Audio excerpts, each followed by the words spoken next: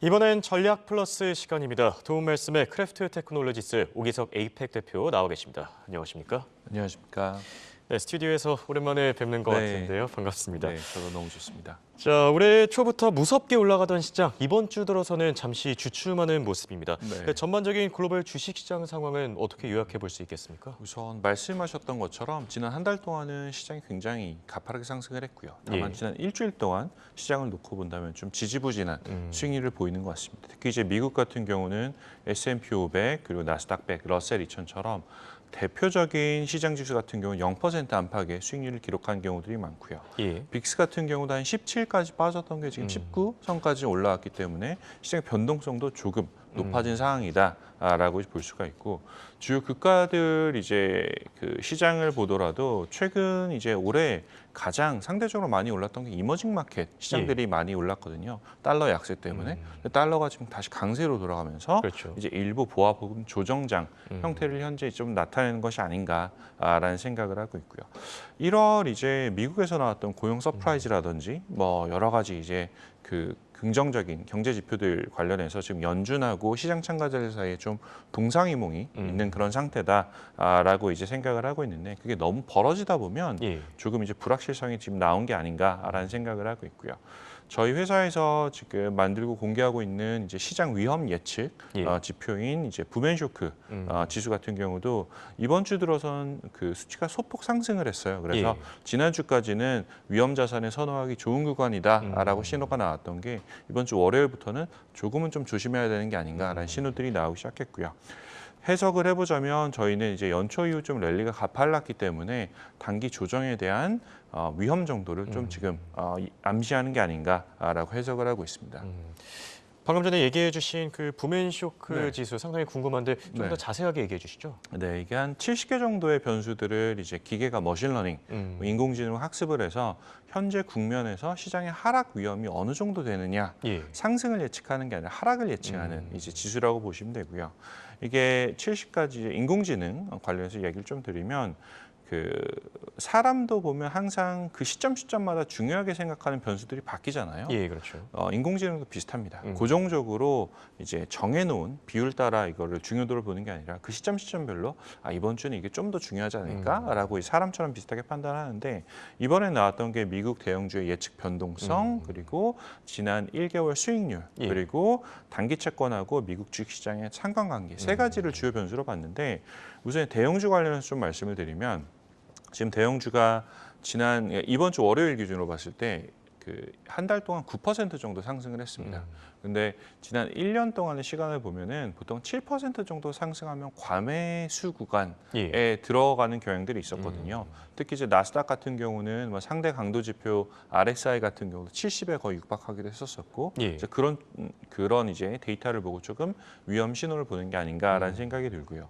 또 단기 채권, 미국 단기 채권하고 미국 주식 시장의 상관관계도 지금 계속 보고 있는 게, 예. 재밌었던 패턴이 뭐냐면, 지금 작년 10월 이후로 봤을 때 연준에서 금리를 인상을 했을 때 50bp다, 25bp다 인상을 했을 때 단기적으로는 상승을 합니다. 근데 한 일주일 정도 구간, 그러니까 발표 이후 2, 3일부터 일주일 정도는 시장이 그 정보를 학습하면서 오히려 시장이 좀 단기적으로 이제 좀 약세에 접어든 그런 경향들이 있었거든요. 예. 그런 것들을 지금 저희 모델이 이번 주 월요일에 이번 주 월요일이니까 며칠 전이죠. 그때 좀 중요한 신호로 이제 파악했다라는 정도로 한번 설명드릴 수 있을 것 같습니다. 자, 그럼 바로 이어서 이 연준의 금리 인상 정책과 관련된 내용들도 체크해 보겠습니다. 네. 지금 연준이 어느 정도 인플레이션을 잡히고 있다라는 점을 용인한 것이다 이렇게 해석해 볼 수 있을까 궁금한데, 금리 인상이 지금 시장 참여자들이 기대하는 것처럼 올해 한두 번에 그칠 것이다 이렇게 봐도 괜찮겠습니까? 우선은 연준의 발언부터 보면 제롬 파월 의장이 이번 발언에서 처음으로 이제 상품 가격에서 인플레이션의 둔화 신호들이 발견되고 있다라고 처음으로 얘기를 했거든요. 예. 한 1년 반 사이에 처음으로 얘기했는데, 그 발언으로 인해서 그 발표 첫날 이제 시장이 굉장히 긍정적으로 반응을 했고요. 다만 이제 주식시장하고 채권시장의 반응은 전혀 달랐습니다. 예. 채권시장 참가자들 같은 경우는 오히려 지금 올해 금리 인상이 원래 한 4.75%에서 마무리될 것이다라고 했던 게 5% 혹은 지금 그 이상까지도 보고 있고요. 지금 최근 이제 연준 그 기준금리 미래를 예측하는 옵션 시장이 있거든요. 여기서는 최근에 이제 그 단기적으로 봤을 때 한 6%까지도 도달할 수 있다라는 거래들이 대규모로 나타나기도 했고 OIS라는 스프레드가 있는데 여기서는 지금 7월에는 한 5.17%로 평균 금리를 예상을 하고 있고 연말에는 4.84%로 전망을 해서 연말엔 좀 낮아진다라고 보지만 그 지난주 목요일 같은 경우는 그 갭이 더 많이 떨어질 거라고 예상을 했는데 지금은 그 떨어지는 낙폭을 좀 덜 보고 있다라는 점도 채권 시장에서는 금리 인상이 생각보다 조금 더 지속될 수 있다라는 그런 주식 시장과는 좀 상반된 그런 베팅들이 나오고 있다라고 해석해 볼 수 있을 것 같습니다.